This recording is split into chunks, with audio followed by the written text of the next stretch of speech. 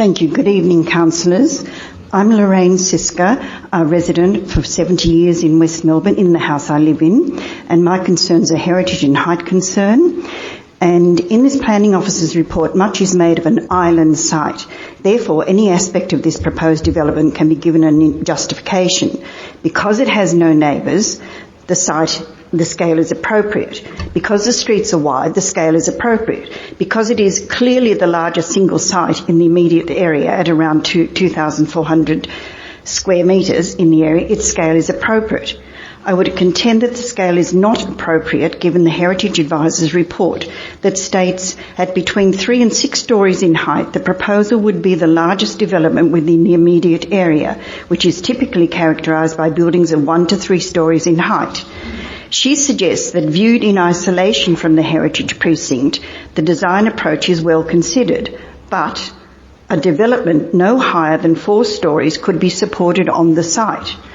And one of the justifications for height in refuting the Heritage Advisor's report is, whilst the Heritage Advisor has suggested that the wide roads around the site are not atypical of the North and West Melbourne heritage place, it does not necessarily follow that these separation distances do not assist in ameliorating the scale and bulk of the building. What a twist on the words.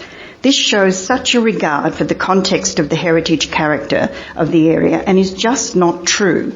This mass of buildings would sit on a high vantage point and is not in isolation from its surroundings. As so many streets converge at this point, it will be visible from so many angles. It will destroy the openness that this area enjoys and will dominate in a way that greatly disadvantages the heritage houses and streetscapes in King, Curzon, Victoria and Errol Streets. And it makes a mockery of the statement to ensure that development does not adversely affect the significance of heritage places. Neighbourhood character and strategic concept states that it seeks to ensure the buildings respond creatively to their existing context and to agreed aspirations for the future development of the area.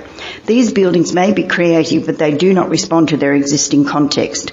As far as future development, it sets a precedent of 6 stories and higher in an area that is fighting for survival against being engulfed by overwhelming buildings in a low-scale area. The height of these buildings has been assessed against the relevant elements of the design guidelines for higher density residential development, which does not equate to the general residential zone, of which this plot of land is covered by, which allows for modest housing growth.